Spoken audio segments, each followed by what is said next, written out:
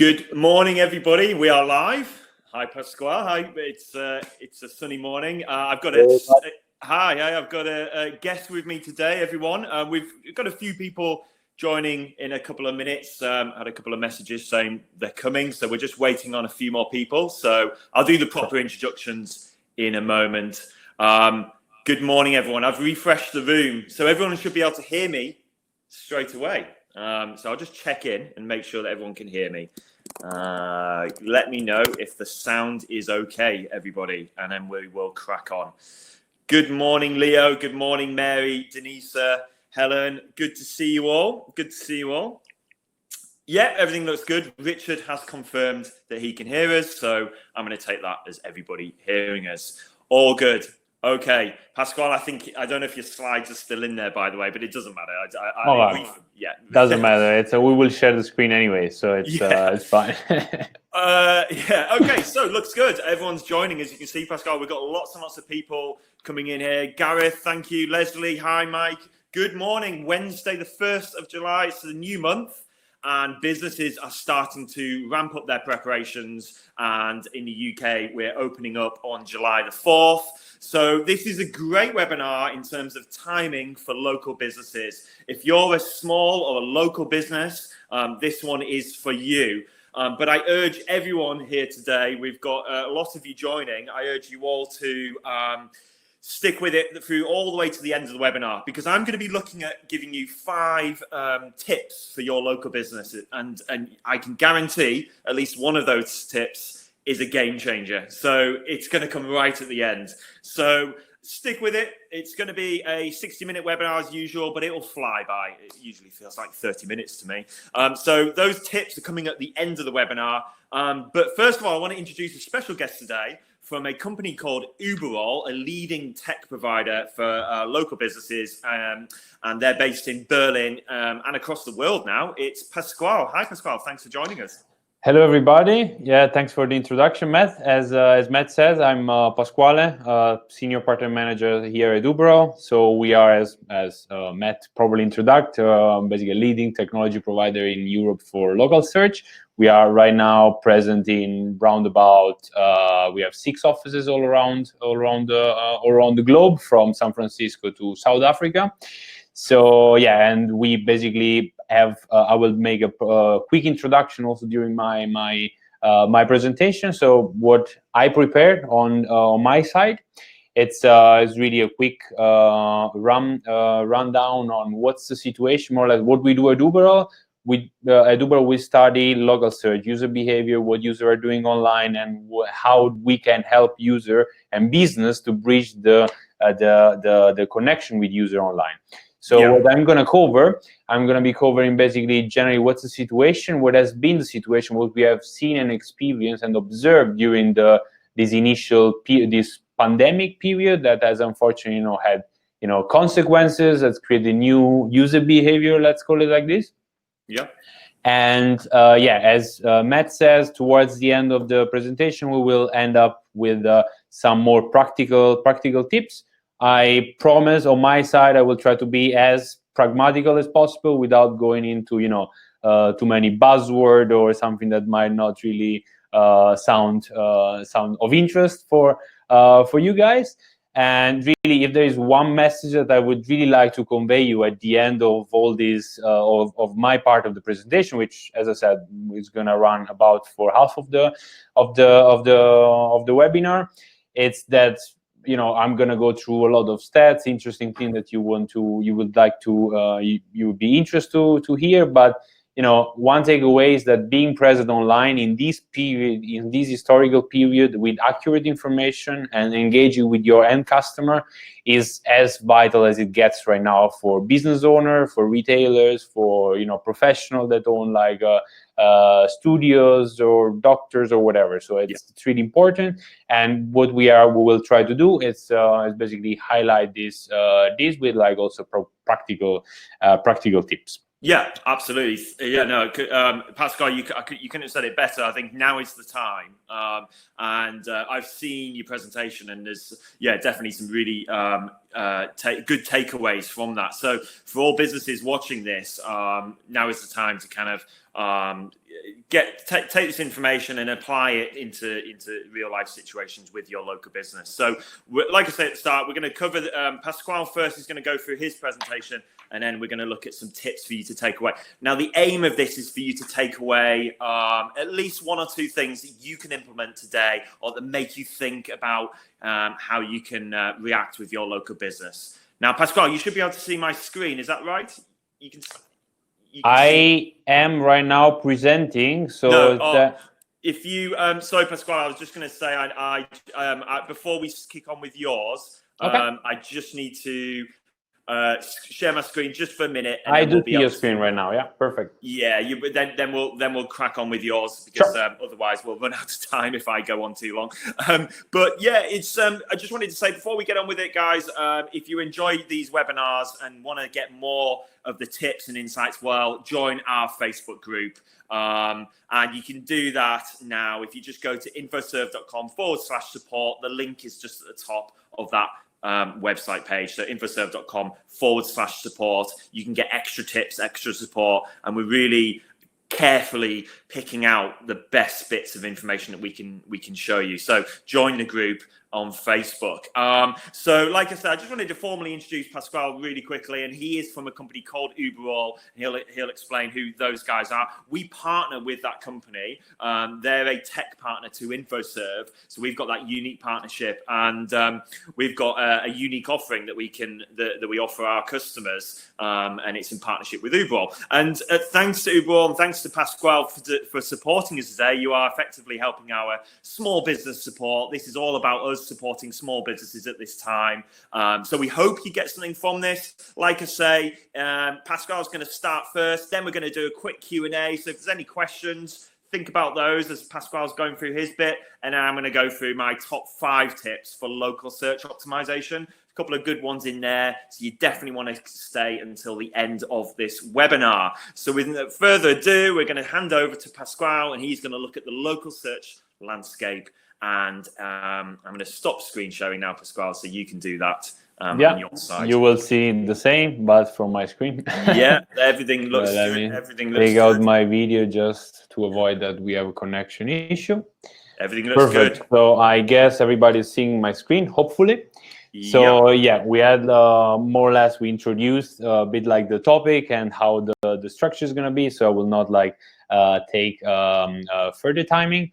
Just before we go on, Pasquale, before we go on, would you be able to turn your video on as well, just because we want to see you at the bottom? Of course, absolutely. I mean, I turn it just for a connection issue that might arise, okay. But of course, the video is going to be. We want to see your splendid face throughout this.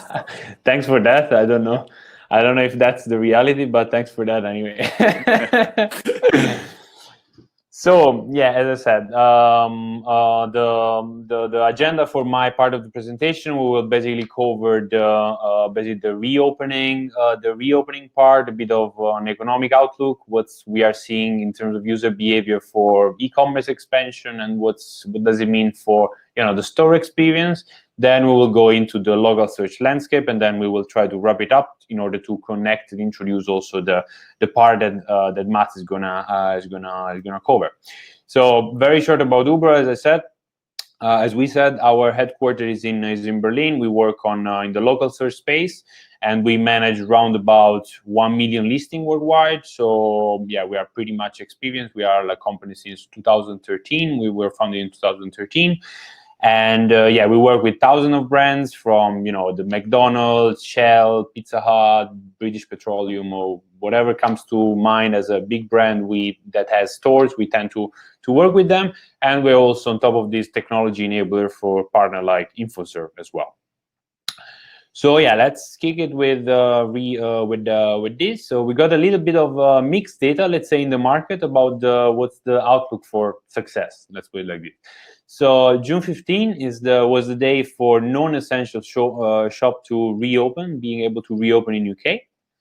So let's say around end of May, IKEA reopened already a number of its stores globally. And what they saw was this kind of, let's say, explosion in demand, which was kind of surprising a little bit for in general, because as this article indicates, we were mile-long queue to get into a couple of different IKEA stores. And so that seems indeed a bit let's say, early positive signal for traditional retailers. And let's say that data seems to confirm this tendency also during the last 2 weeks, in terms of during the last 2 weeks, like 2 or 3 weeks, let's put it like this. So consumer, let's say, are trying to go back into store, and they want to sort of, in a way, resume their normal life. So it's too early, of course, as I said, to get comparative data of how this is already benchmarking, but we will get to that as soon as data will start to pop up.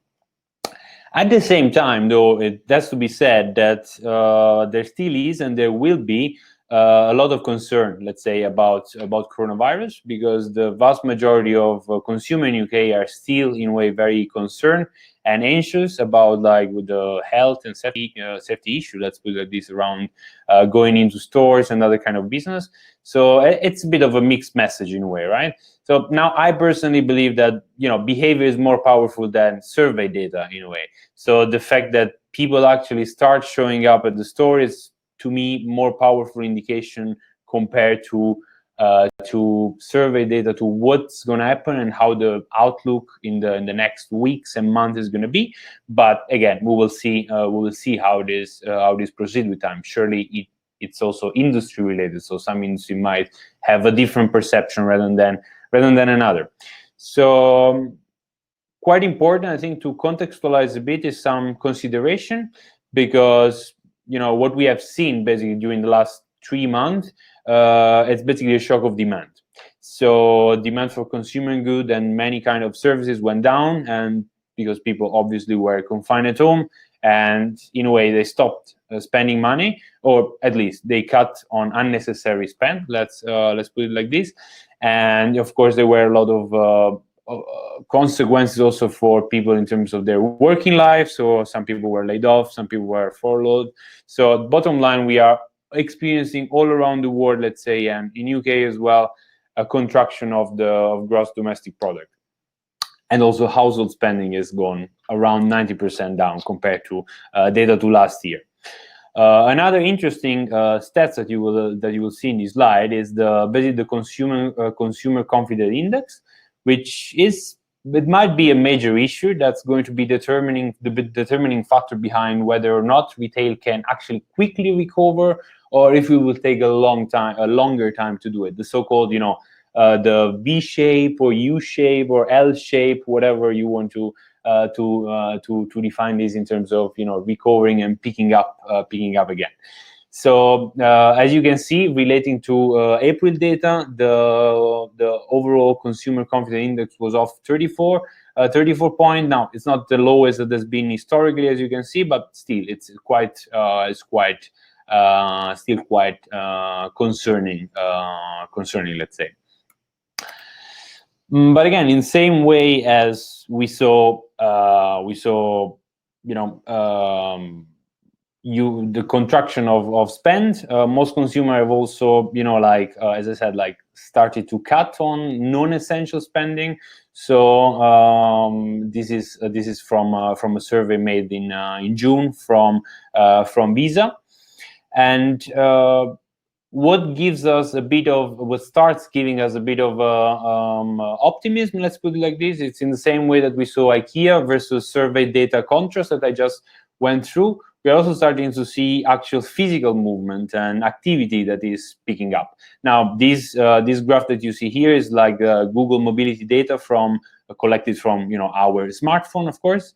So that showing to the relative to the baseline, we are seeing basically a recovery into actual physical movement around the country, and in terms of footfall to retailers versus the end of May. But indeed, that's still a bit off compared to 1 year ago. So we will still need to be waiting for the situation to unfortunately pick up. Quite interesting, I think, would be to touch base a bit about the e-commerce expansion. There are very encouraging sign of this, as you might be well aware, either as a consumer or business owner. So traditional retail sales have fallen round about 20%. So that we have 2 data points into that tend to confirm this. These are data to end of April, to refer to April. But in a way, e-commerce has exploded in many categories.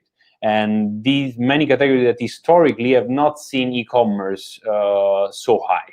And one example is grocery shopping. That is, 31% roughly, especially if you compare it with another, let's say in a way, comparable market, which is US, where like this is somewhere between 12 and 16%. Pascal, we're also seeing a huge increase in traffic and for e-commerce customers that we have on board. We've got a couple of hundred e-commerce customers that we work with, and they're saying to us that they're seeing more traffic and more business than in the last 5 years at the moment. In fact, some of our customers who we host websites for, their websites actually went down just for an hour, but it was just because of the volume of traffic that they're experiencing at the moment is gone through the roof. So I don't know if this is just in the last week or two, but we're certainly seeing, and we predicted this, and we said to everyone in the webinar 3 or 4 months ago that we do think there'll be a huge spike of traffic at some point, and now is that time. I think we're seeing that huge spike in uplift in traffic. I don't know if you guys are as well in other sectors. This is absolutely correct what you're saying. This is like the trend that we are seeing. I don't have data to compare. Let's say if this is really as high as the last 5 years collectively, but as I was saying, like there are some categories, like for example, like grocery shopping, that were historically completely low, or like way lower than what it was during this period. So it's quite interesting how like the user behavior can change immediately when the needs arise. So yeah, as mentioned here, if you remove grocery and if you remove in general the whole food industry, then like it goes even above around 40-45%, which is really striking. And from my perspective, at least from our perspective, it suggests that we're going to see a permanent increase of level of e-commerce of shopping, that it's e-commerce related. Let's put it like this. So also click and collect has been something that's it's been evolving in a way for many years, and many retailers have done it for several years. But now, as more a general industry-wide basis, it's sort of an imperative, and you can see that the demand for click and collect and the actual order picks up from click and collect have surged more than 200% around these data that go until mid of April. And more recent data that were not part of this study yet still tend to confirm this upward trend. And another very interesting thing is that almost 90% of UK consumers have shopped online during the stay-at-home period. This might not be a surprise, of course, but the interesting part is that 31% of those, they use e-commerce for the first time. So this is really, let's say, maybe say dramatic in a way as a number, because a third of online shoppers that are using it for the first time. So this is likely, as I was saying before, to start creating new behavior that will most likely persist also after that this whole situation and this whole pandemic is resolved, hopefully. So of course, one of the challenges, obviously, that e-commerce, and it's certain that like some categories of some items are harder to assess online when you want to when you are deciding, or like you are making a consideration if to purchase something or not purchase something. So one of the responses that you see in the user behavior is basically consumers that are relying very, very heavily on reviews and very, very heavily on for example, question and answer that we have the functionality on Google, on the Google My Business. So in order to basically just get a perspective on whether the product is good, or basically the product meets or not their needs, or like whatever the question that they actually they actually have. From this survey that we are seeing here from Bazaar Voice from April, you can see that the reliance on question and answer and review it's going up compared to the general baseline. So you might have read and heard this, like, I don't know, maybe I'm not being very original here, but what about the new normal? Like, so you heard this, as I said, like millions of times maybe, but it became sort of maybe a cliche in a way that there are going to be some changes for a period of time, or some changes that will try to continue. So let's my aim is to try to make a bit of clarity into that. As I said before, tendency of e-commerce shopping, it's most likely will stay a bit up. Reliance on question and answer and reviews will tend to still stick, and people will look at your business online before going into store much more than what they were doing before. So Capgemini actually discovered that multi-channel retailers, when I say multi-channel retailers, are like shops that they have like a good presence, that are present online, and user can actually source those information online, even shop online potentially. And multi-channel retailers are outperforming actually pure e-commerce quite a lot. So this is quite a good statistic for traditional retailers, like it can be yourself, because there's a lot of gloom and doom around traditional retail and prediction of store closure, bankruptcies, and whatever. But what we are seeing, it's actually hopefully the opposite. In layman's terms, Pascal, what is a multi-channel retailer? What would that look like? What would they be doing? Yeah, absolutely. So multi-channel retailer, when I refer to that, is like a retailer that I don't know if you're selling some items, you have the opportunity also to sell those items online, because you might have, I don't know, an online shop directly that is on your website, or more easily you have the chances to advertise the sales of your product through your online presence. So there can be that your social pages, I don't know, Facebook, Google My Business, using the post on Google in order to say, okay, look, we sell also these and these products, promote offers and whatnot. Yeah. So yeah, thanks for the question. Sometimes I tend to give this thing away. So but yeah, what consumers are going to be concerned about before they come into store, obviously, are the people that we mentioned before from IKEA. They weren't really particularly concerned, but there will be people concerned of how safe is that in the store, what precaution are being taken, is the am I wasting my time if I'm going to this store? Is the item already there, or is not available, these items? So is actually the store open, or I'm just like going there and then like being very disappointed that I'm finding the store closed? So this is a very fundamental thing, and this is, I think, one thing that we will touch base at the end when Matt will give his part, because like Howard's information is one of the top 2 or 3 pieces of information that people seek out in a local search when they're looking for local business, and Google is placing basically a disclaimer on most Google profile that says Howard's may differ. So this might undermine the credibility of the information, but Google, of course, is doing that because there is inconsistency and, in a way, a bit inaccuracy.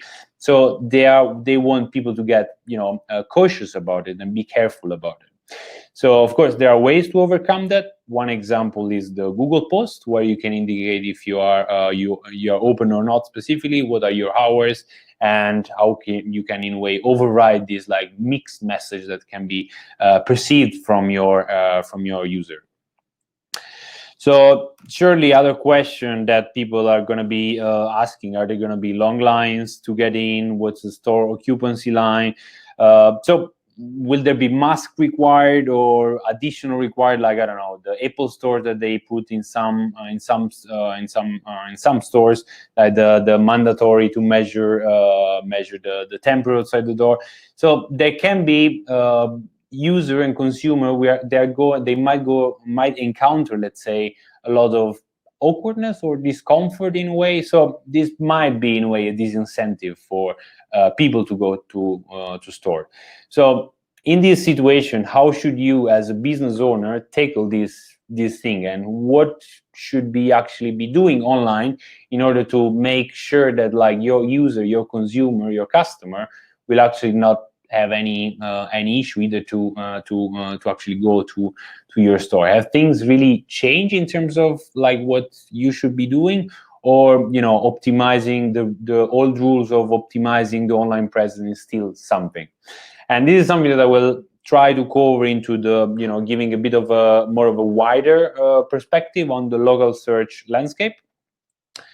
So there are three main pillars that you can refer to in order to improve how your business is perceived online or seen online. First of all, you got to be visible. So it means that you need to be found on all the websites where your existing or new customer are looking for you, of course. You need to be transparent. That means that you have to make sure that this information, the information that you put online and the offer that you provide online are up to date. There's nothing, as I said before, worse than actually walking towards a store that shows us open on Google and then find it closed, especially during these times. And of course, you need to start or continue to build trust with your customer. That means interacting with them, sure that you care about their opinion, and this goes into the direction of course, addressing the topic of reviews. So picking up reviews, answering reviews, and whatnot. So what we are observing over time, and is that the expression "near me" and or similar addition of it, like "open now near me" or "available for pickup near me," is becoming basically a standard practice into web search. As you can see from this graph, since like around early 2014, end of 2013, early 2014. So you can see the progression over time, and by 2020, like this is more or less the estimated data based on last year for the whole year. But we're talking about almost 1,000 billion searches in that they contain the word "near me." This is almost half of the search of the globally worldwide search that are happening on Google. So I think you might be. This is a statistic that you should look very carefully, also because thanks to our mobiles, we as consumer are empowered to run this search like wherever we are. So if we are on the way, if we are looking for a coffee, a burger, or like a restaurant, or whatever, a charger for your phone or whatever. So there are pretty high chances that when you make this sort of search on Google and Google Maps, that one of the top three results is a big brand. So this basically will highlight that instead of the Google 3-pack taken by big brands, it's, as you can see here, it's in many of the cases taken from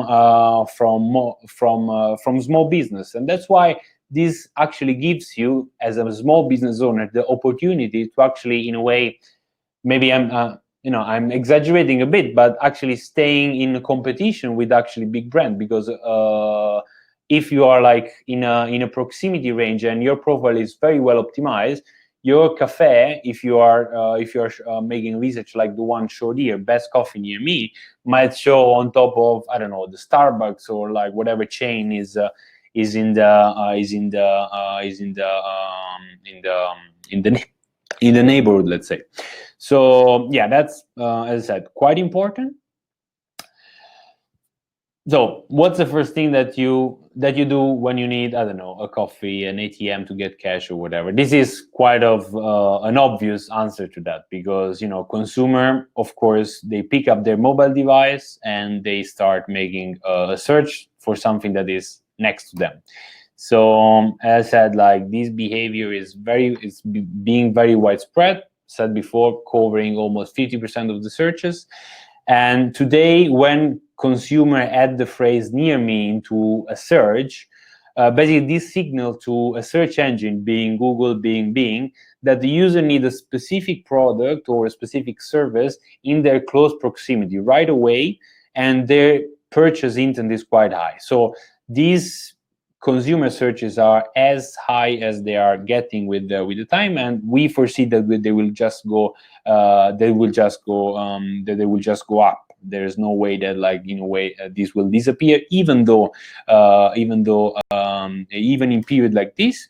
And we can see this from these two graphs, for example. This basically is showing us that even during this period, like, what has changed in terms of searches and in terms of what's happening on Google is not really that people are looking for businesses. What is changing is the fact that they are not, of course, like, finding direction anymore. This was what happened, like, during the pandemic in many markets. The graph that you see on your right. So people tend to visit more the website or make a phone call to the business rather than driving. But the volume of searches is still there and is not going away. We don't foresee this going away.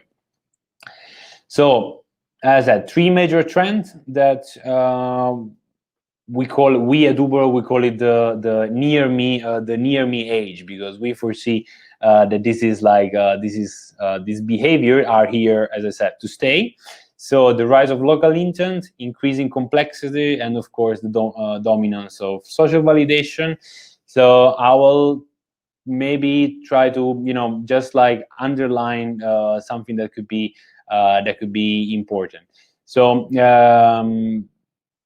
what the research tells us about how consumers are using mobile for offline purchases.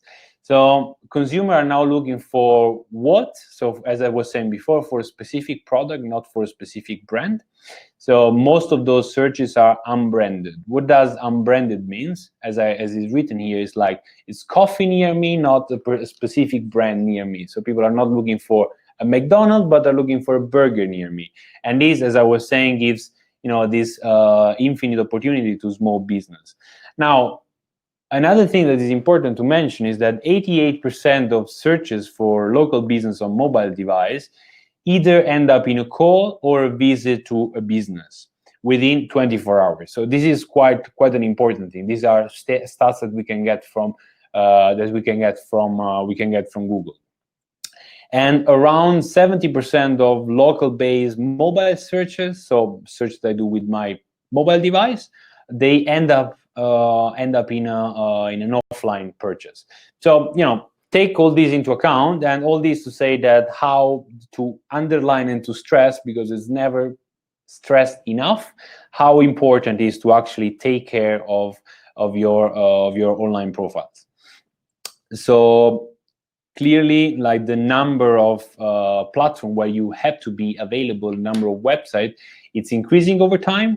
And this is also the reason why, in order to keep up with this increase of complexity, let's say, also staying and collaborating and working with companies like InfoServe, which helps you staying onto this, being present on wherever you need to be, being on Yelp, on Google, on Facebook, and always updating your information. It's really important. And so now this third part is something that you might be completely aware, but it's, again, never stressed enough how important is, like, the online reputation in the whole customer journey, let's say. So almost 100% of consumers say that the reviews, in a way or another, they influence their buying decision, and around 90% they trust online review as much as a personal recommendation. Now, is that this should be just enough to tell you how important you should look at your online presence, and especially to what your users are saying to of your business. We are going to touch base, I believe, also on the math part, onto this a bit more in a practical way, with some tips and tricks.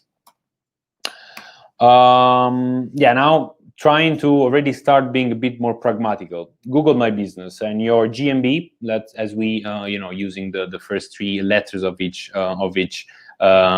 word, is we can say the epicenter of your local marketing in this moment in time. So there is no place online that is as important as Google My Business, and this is something that everybody knows, that you need to claim and fully optimize your profile which means adding as much picture as you can, handling your reviews, answering questions that your user are putting online, maybe stressing the usage of attributes. This is something that it's also, I believe, quite important, because what are attributes? I'm making a very easy example. If you have I don't know, a service that that can be picked up, like, I don't know, pick up food, as an example, and someone is making a search, burger to pick up near me. If you don't highlight these attributes, which is something that it's a setting of your Google profile, you will not show up in the search, even though you actually can provide this service. So again, this is very important and a very underutilized part of Google My Business. Of course, hours and information about opening are very, very important.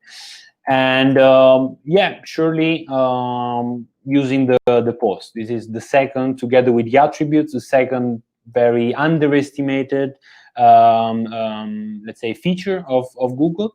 At the moment, Google offers you the possibility to leverage two different kind of Google posts. The COVID-19 post and the traditional Google post. So you can either use one or another one. They cannot be used both at the same time. And COVID-19 posts are more for something like to underline that you are open and store hygiene information, for example, whilst traditional posts can actually be used for anything that goes from particular offer, loyalty rewards, or whatever you want. Also to use them to drive e-commerce. If you have some particular product that you want to sell through your website, this is something that you can actually advertise using Google Posts. And here, I reported a very easy example of John Lewis here, where, as you can see here, like many Google GMB profile, our service may differ, but they reinforce the message into these posts. So obviously, as we said, Google My Business and Google Maps are very important, and to a variety of degrees, there are many other directory sites, but it's fundamental to be as widespread as possible with your online presence, and being present on anywhere, basically everywhere your user might be looking for you, because there might be still user that they use some directories that you might be not aware, and this is where also the offering of a partner like InfoServe comes into place. Clearly, in a way, if you have ever done it before, maybe it's something that also here you can ask and require the support and the experience of InfoServe on this aspect. It's important in order to reactivate your audience, or also to start like interacting with your audience, and to pick up this in this period, also leveraging ads. So I'm talking about any sort of ads, but maybe if you are a retail shop, maybe local ads might be a good solution. So what is a local ad is, Matt, correct me if I'm wrong, you will cover a bit of the local ad like in a second, so I will leave it to him, but basically it's like whenever someone is looking around for a specific product, you might appear as an advertised result into the search. So this goes a bit further than what we said before in terms of optimizing your profile. Of course, together with Google, the other very important thing to handle is your Facebook page. Facebook is another, let's say, social media / directory, let's call it like this, where like users are looking for information together with its, sister company, Instagram. So if you have the chance to, start advertising your product and selling even those products through Facebook or Instagram, like, why not going for that? But as important as we said before, our changes and opening safety protocols, it's important to having it updated also onto platform like Facebook. So towards the end, couple of final thoughts, let's say. So just to in a way wrap it up. So as we said, the future is not like the past. So everybody sort of assumed that there will be some sort of incrementality, like a future, past future, but it's not. We have seen a tremendous acceleration into trend that otherwise might have taken 5 to 6 years. One example is what I said before around e-commerce. So 30% of e-commerce users are the first time e-commerce users. So very, very important also to look into this development. So yeah, consumers have been trained to shop online in ways that they were not before, as I said.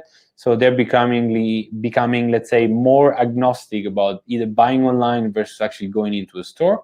So they want actually visibility. They want to know what's in stock before they actually go to a specific shop. So it's important to look into this part for you as a retailer.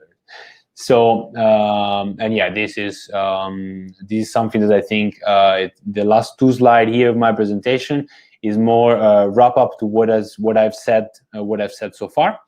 So I think I will not go through and read it because the presentation will be anyway shared with you guys. And instead, what I would like to do is actually go through basically hand over this part, my presentation, and hand it over to Matt for starting his part, if that makes sense, Matt, to you. Yeah, thanks, Pasquale. Really, really insightful, and lots of good takeaways there. Especially, actually, even just on that last slide, it said about the consumer journey. I just want to reiterate that point about the consumer journey, in that even if you're a business owner and you are currently, you've got a listing across maybe Yelp, Foursquare, lots of different directions, you might not see an immediate impact, or indeed over the course of a year, you might not see inquiries be tracked back to those listings. Yeah. But it's really important to have those listings and to have that holistic approach because of the consumer journey. People may find you on one of those listings, but later down the line, they might only be inquiring because they went back to Google, for example, clicked on an ad and then called you. So we often find that, Pasquale, is that people say, well, I don't think this has been working for me. My advice would be, depending on the price, if it's affordable for you as a business, keep it going, because you've got to be found everywhere, because people absolutely. Yeah. And it is also to add one point, it is also a matter of let's call it like this authority, because just this is like one example that I always like to do. Imagine that you ask one question to 10 different people, and 10 different people, they all give you the same answer. You tend to say that answer is actually good. Instead, if you ask the same question to 10 different people, each of them gives you a different answer. Yeah. You don't really know. And this is how Google does also to, one of the part to define the ranking. So when someone is looking for a shop open right now, if my information, and Google, of course, crawl this information to verify the authority, because, they can share just the 3 most relevant for the user shop next to them. So if your information about are you open now, it's consistent across 15 or 20 different websites, then Google says, okay, that makes sense, and this is reliable. I will show it to my user, to me that I'm searching. If the information is different, then I might decide to pick up some other, and that's also one of the dynamic of the search engine. Absolutely, Pasquale, and I think it's really that's a great point. It's that reliable information all across the web. And the reason why I raised that is because I actually spoke to a chap the other day who runs a local business, and he said he's already got this listing product with us. I can't really see anything coming back from it. But I was looking deeper, and I could see that people are inquiring with him, but that's a big part of the journey. And it's just difficult to sometimes track performance on these kind of things. But it's, as you say, Google looks at this stuff as an indicator as to how, is this business reliable? Is it consistent across the web? So yeah, really, really good point. And a couple of comments in there, Pasquale, you're getting some good. Have a look at the chat. You might like those comments you're getting there, Pasquale. Good Thank job. you. For everyone that's wondering who on earth is Pasquale, well, he's a partner, tech partner of ours, and we have dozens of tech providers like Pasquale, who we work with closely. And, obviously we're a premier partner with Google, an elite partner with Microsoft.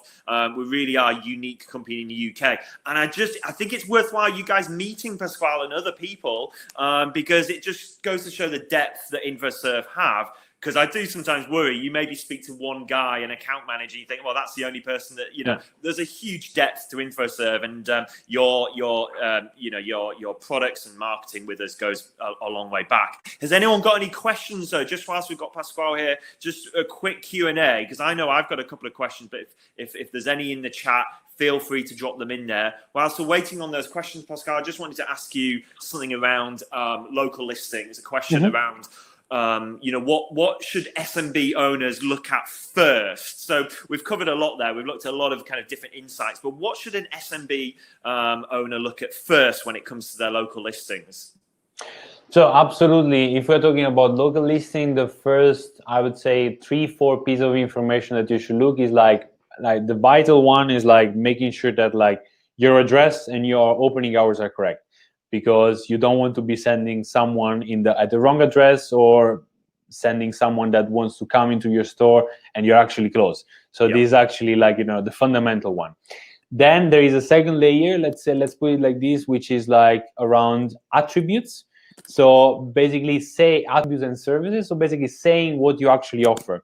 Let's say you're a retail store that, I don't know, you sell 10 different brand of jeans. If someone is looking for a specific brand of jeans, you might want to actually mention to Google through, I don't know, keywording or through actually services is one of the fields that you can actually highlight, that you're actually selling that in order to appear in the search. Good point. Same thing, attributes, as I said before, like do you offer pickup? Do you offer the dine-in if you're a restaurant in a specific period of time? I don't know. Are you? Do you have an appointment booking if you are, I don't know, a doctor or a tax consultant or whatever? Do you offer, I don't know, a barber shop? Which I clearly don't need, as you can see. But do you actually? If I would be looking for a barber, I might want to book online, and this is something that I can do directly on Google. So those are the things that are, in my opinion, important.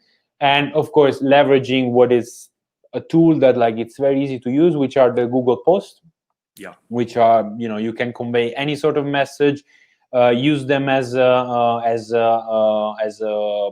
even as an offering tool, let's say, and as I said, needless to say, the review and the reputation part, which is nowadays is it's kind of obvious for everybody, and it's important to answer soon to the review and actually use the review as in a clever way. Like I've seen many times, reviews that are, just a copy paste. Yeah, thanks for your reviews, or sorry if I found you very, if your experience was not the best. But whilst it's faster to answer like these to reviews, it doesn't give any human touch. And as I was going to the presentation, you can actually leverage it in a good way. If someone leaves a bad reviews, you might say, okay, yes, you are sorry for the bad service, blah blah blah.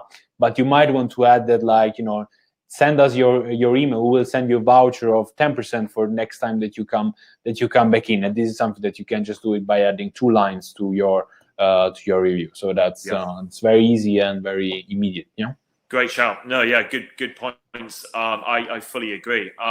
I think then, okay, so that's good, and that kind of leads me into, if that's okay, just because of time, I'll just lead into the top 5 tips that I said I would cover, and then as if we've got any more questions, we'll just get them answered as we go along. You should be able to see my screen, Pasquale, as well. Yeah. Okay, I've stolen this one from you, actually, for you guys. But just to reiterate, that near me kind of search volume has increased so much. So it is so important, guys, to just consider the whole near me experience and so on. But we've already looked at that. I just wanted to. We've looked at this as well in previous webinars, how Google is structured in terms of the layout of the search results. So that holistic approach is important because, we're looking at websites, map entries, local search, profiles on online directories. So just for a moment, I'm going to focus in on a couple of things here to talk about in terms of tips. I'm going to look at GMB, and GMB is the bit just in the middle of that screenshot there. Everybody knows now, I think, that GMB is what we call, it's the map pack. So everybody's trying to get into that top 3, right? So a couple of things I'll show you in a minute will help you do that. And it's really important to try and get into that those first results on Google, because most of the clicks take place above the fold, in that area on Google. You can see there up to nearly 60% of clicks happen on the local search results. So before we just for these last 10 minutes, if you haven't seen our first ever webinar, guys, then I recommend you doing that. And what I'll do is I'll just grab that link there and pop it in the chat. Sorry, the screen will just go a bit odd, but I'm just going to put it in I'm going to put it there in the chat, just so you can. That's our first ever webinar, guys. And what we did on that one was we covered how to optimize your GMB. So it might have been a bit rusty, but some of the points that we were making were really valid. So if you ever missed these webinars, then that was our one we did, I think, at the end of March. So go ahead and check that one out if you want later on. So I just want to cover off 5 top tips. Really just to kind of follow on from what Pasquale's, that was an amazing presentation, amazing insights, Pasquale. I really think that's useful for many different businesses. If anything, mine's now quite limited to certain businesses, but I hope some of you guys can take just one thing away from this. And I'm going to just focus in really quickly on the Google My Business category and how you should be choosing your category. Well, a little tip from me and the team at InfoServe is obviously make sure your main category is the right category. Make sure you are selecting the right keyword, the right category in that main one. And what I'd recommend is you check your competition first. So we've been doing this with a few of our customers. They're not appearing on Google on the local search, and they're saying, "What can I do? What can I do to get found higher?" And we did the search. They told us what to search for, and we looked, and yes, they weren't appearing on the Google search, the local search results, the map. But their competition were using a completely different category, main category. So, for example, if we take a hair extension specialist, and I think that's who we were talking to. I think this is the person. So it was a hair extension technician. And if you look at the top results on Google for hair extensions, we've typed into Google hair extensions in a location, obviously. And the top results here are the ones on the left-hand side. And at the bottom of the results, and this is where, for example, that client was, you can see that their main category is hair extension technician. But on the top results, actually, their main category is hairdresser.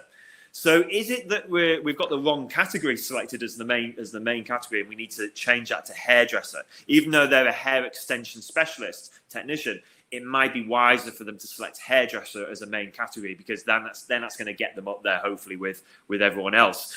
So do check that main category, but do the search on Google. Have a look at what the main category that your competition, or the top 3, what have the top 3 results got as their main category? And you can see it just in the results there, as an example on my screen. So tip number 2 is going off GMB a little bit, kind of veering off here, but still really relevant for local businesses. But too many local businesses aren't embracing Instagram enough, even after all of the webinars we've done here. We've been going on about Instagram. So it's not just for young people. So all you S&B owners out there that think it's just 18 to 25-year-olds, no. Pascal, I was using the example that I'm, late 30s, and I'm finding businesses on Instagram more than Google now. I actually discover more businesses, local businesses, on Instagram than I do on Google. So a good starting point is to find the local hashtags that local businesses are using or successful with. So we showed everyone how to do that, and we showed everyone to how to put those hashtags in your own posts. So go to Instagram and have a look under sort of local hashtags. So we're, some of us guys, Pascal, we're based in a town called Harrogate, up in the North Yorkshire area. And so we know that there's some local businesses in this area that use the hashtag Harrogate Indies. And we were just researching that. And by typing that into the search, you can see that it brings up a list of hashtags that are getting used in the local area. So there we go. That's what we would then do is, like I say, it's not just for young people. We would then use the hashtags in our posts, and that will mean that our posts are getting found in the local area. So that's just reiterating the point for all local businesses. Some of you have missed that webinar about Instagram, but this is just such an important one that you make sure you understand what is getting used as a hashtag in your local area. Let me just like say one thing as a a testimony of like what you said, that is very, very right. I this year, like in the actually like end of June, I was supposed to get married with my fiancée, my future wife. And back last year when we started researching for location, how to get married, this is exactly how. Now it might sound that I'm saying this just to please it, so like everybody's happy. Oh, what a coincidence! But it's actually right. I was not doing anything, of course. Like the whole research was on my wife, and she found exactly this way a location for our marriage by typing hashtag Hochzeit, which is like the German word for wedding. Hochzeit Berlin, and that's how we found like 3-4 locations, and among those, the one that we choose. So that's just to say that, I mean, I'm so glad you said that. We didn't talk about this before. No, that's true story. true story, but that's the depth and the breadth of the different types of people that are finding businesses on Instagram. So I'm really kind of reiterating this point to small business owners, to any business owner. Instagram, I mean, Instagram's the future, guys. So Instagram is the place where people are finding businesses more than ever. And good news for everyone that's watching this webinar, because you get to hear this first. But next Wednesday, myself and Sam, my colleague Sam, social media, head of social media, we're doing a big social media session for you. No special guests, unfortunately. It's back to how we were doing it before. It's very sort of hands-on next Wednesday, and we'll be doing a social media webinar all about this, but more. We're going into more new topics and help to get you found on social media and get people engaging with your posts, because that's something we get a lot. So that's a good one, and really interesting that you did that as well, Pasquale, because I thought it was just me, to be honest. But interesting. So embrace all social media, not just Instagram, and make sure you've got the links to your social media on your website. Because if you have links to your social media pages on your website, that can help with SEO, search engine optimization. And add those links to your GMB platform. If you've got a GMB, you can add social media links in there as well. So go ahead and make sure you've got your social media links in there. If you've got the listing manager product with InfoServe, and I'll quickly show everyone that in a second, but you can add social media links in there, and those social media links appear on dozens and dozens, I don't know as a specific number, dozens of different directories and publishers. So really powerful SEO stuff. And we're going to show you next week how to create more engaging and interesting posts. Our guy Sam has got some really cool things to show you. So we'll go through that more next week, but make sure you are embracing social media. Get those posts shared. And it's all about using, like I say, creating engaging posts that people want to share. You have to try and get those posts shared. When a post is shared, it really does help with your SEO and your business and your local search and all that. So it's all about getting your posts shared. This has been mentioned already, so it's a really quick one, but please do make sure you're responding to all reviews, not just on Facebook, not just on Google. You need to think about Yelp, GMB, Foursquare, Bing, the list goes on. Instagram, etc. Sorry, there we go. I didn't realize that was the end of that. But so make sure you think about all the different platforms out there and respond to it. You can respond to reviews all in one place if you do have that listing manager product with us. And by the way, if I'm not pitching a product, it's 30, you can do it monthly if you wanted to, 30 quid a month. So it's not much at all. But that product, listing manager, enables you to respond to all these different types of reviews and all your different listings all in one place. Respond to reviews. Make sure you're checking all those different platforms, Yelp, Foursquare, Bing, etc., etc. Okay, one of my other tips, and this is a big one, is local ads. And I think this is one that everybody will be interested in, because if you didn't know already, there's a way to just get found almost first on GMB, and you have to pay for it, but you might argue that that's worth doing. and it is pretty new. And we've launched our own solution of this, and so it's brand new to us as well. So what it allows you to do is effectively dominate those local search. Can you see the ad on the right on the screenshot there? So this is the Google My Business results, and right at the top you've got a company called The Real Putney Plumbers, and that's an ad. That's an ad appearing on GMB. And so they also appear when you click on the map or on the map results. So this is Google Maps. So you can see that there's 2 results there at the top. We've never seen more than 2 as well at the top. So it's really only ever 2 that you see at the top. But they effectively dominate those local search results. So just going back to that screenshot there. So that's local ads. And so my tip is to check out local ads and put a bit of a budget aside for that.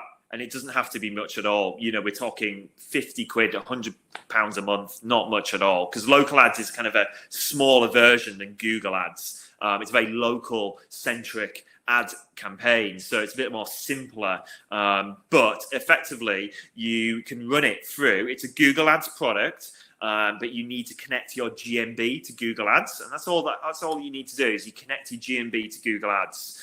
But it's called Google Local Ads. Now, obviously, we can help you with that. You know, it's something we can do for you if you haven't got much time. But like I say, it gets you found above the competition in the local searches. And this is what people want. So a big tip today is explore that local ads product. But we mentioned last week, don't just kind of limit yourself to Google. Obviously, embrace Microsoft ads. We looked at that last week, and we looked at how it's got a more mature audience. It's more an affluent audience. So, you know, Microsoft ads on Bing is a good one to focus in on as well.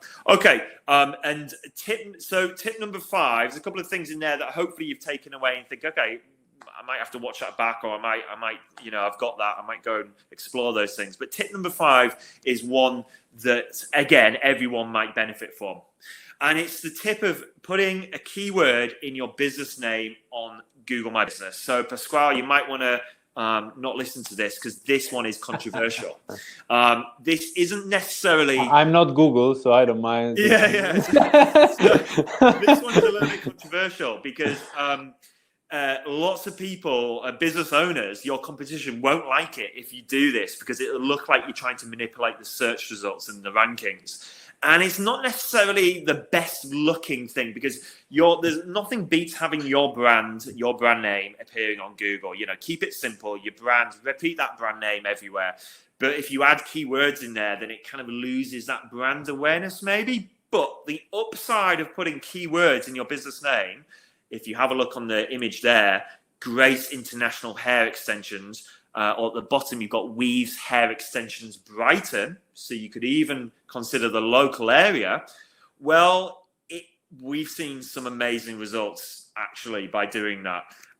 So I won't jump from next one, but we've seen some great results by doing that. So by adding the keyword and the location into your business name on the Google My Business listing can help with the ranking, and the fact is we have seen that work, but we also know that it's a little bit kind of, like I say, people look down on that. Give it a go is all I'm going to say. It's worth testing. You know, if you're already in the top 3, don't bother. It's absolutely fine. But if you're not in the top 3 results, if you can't find yourself in the top few results on Google, then what's the worst that can happen? They're not going to ban your listing. They're not going to take your listing away. It's still going to be there. Everything's going to be fine. Obviously, you know, that's us predicting, but we do think that we'll be fine. But it's worth testing. We have seen some amazing results. So check out adding your keyword and location into your business name. Do that with local ads. And wow, you're flying. Make sure you're responding to all your reviews. Make sure you're embracing social media and adding your social media links to your local listing platforms. Now, in terms of, because we always get asked this now, so I'd highlight it, but this is obviously us just highlighting an option for you. You can find the solution to all of this, all of that we've covered today. The solution is our listing manager product. And those are the prices and the different product variations right there. So what is Listing Manager? Well, really quickly, you might be interested in this. Listing Manager is an all-in-one dashboard where you and us, we upload your data, your photos, your business, your categories, everything onto this dashboard here. We upload it all. Everything, even payment options, social media links, as I was talking about before, we add them all. And then we click sync. And what happens is it syncs that listing, that data, to all of these different places across the internet. So you've got Yelp, Foursquare, even Facebook, Google, Bing, Instagram. And then you've got different sat navs as well. So it will go ahead and update all the different sat navs, BMW, Audi. And then you've got these listings such as Guide Local, the Evening Standard, Hot Frog, really important directories that you need to look at, Scoot, Touch Local. So it'll update your listing and add you to all of those different platforms with all of that rich data, all the photos, everything there. And then within the dashboard, it allows you to track performance and visibility. So you can see how visible you are across all of those dashboards, all those different platforms. And then you'll also be able to see how much traffic you're getting from Facebook, how many driving direction requests you're getting from Google, how many people are even phoning you from your Google listing. So it tracks it all within one dashboard, how many people are looking at your photos, etc., etc., etc. And on top of that, you can manage the local ads. So if you see up here, we haven't set one up yet because we've just launched it, but you've got a local ads function right here. So it's all in one dashboard, and that's what we call Listing Manager. So if that's obviously something that you might find useful, then those are the two options. Of course, you can speak to us first. If you want to speak to us about that, just head over to infoserve.com/support, and we can reach out to you one-to-one and check what you need and what you're looking for. So if that's useful for you, please do reach out to us. So Pasquale, I just wanted to say, there's a few tips there, really brief tips, a couple of big ones that really help local businesses. But I wanted to give you a big thank you. You gave some really, really useful insights today and tips and the stuff that I've learned as well. So thank you so much, Pasquale. Thank you, guys. Thank you, everybody, for having me and for your attention to my numbers, let's say. So, yeah. It's been brilliant. So that's been a really good one. And I hope everyone's benefited from that and taken at least one or two things away from today's session. Next Wednesday, like I say, it's back to me and Sam, and we've got hands-on small business advice to kickstart your social media, because we've been looking at search, we've been looking at website quite heavily over the last few weeks. Well, it's time to refocus on social media.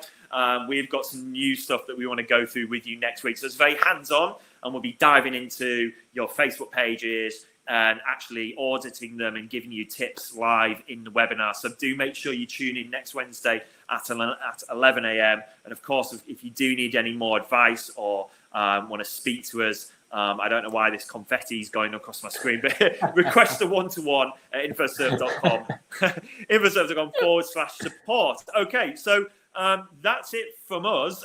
Is there any other questions? I'm just going to check if there's any further questions just while we have everyone. One question maybe for next week. Do we need to have a Facebook page, Denise is asking, or this page is still connected to, but you need to have a Facebook business page, Denise. Yes, always have a Facebook business page.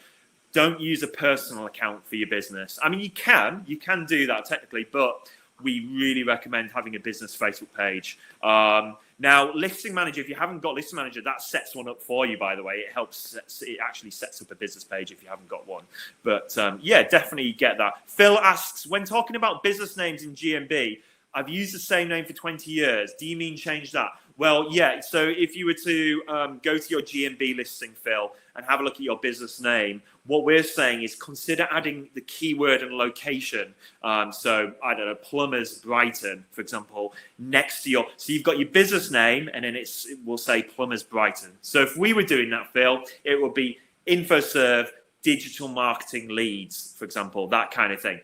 Doesn't look great. I get that. So I'm this is not something we're saying you should do or you should go ahead and change. I'm just saying that we've seen some good impacting results from doing that. But think about it carefully. You want to keep your business name in there, but you want to be adding the keyword and location, the main keyword and the main location. If you're not finding yourself on Google, then there's nothing to worry about. Just go ahead and give it a go. See what happens over the next few weeks. Thank you everyone for joining us. I think that's all the questions we've got today, Pasquale. I think we've covered everything we need to cover. So we're going to sign off. And thanks for joining us again, Pasquale. Thanks again for having me. Thanks, Pasquale. Thanks, everyone. We'll see you next Wednesday at 11 o'clock. Bye, everyone. Bye. Bye.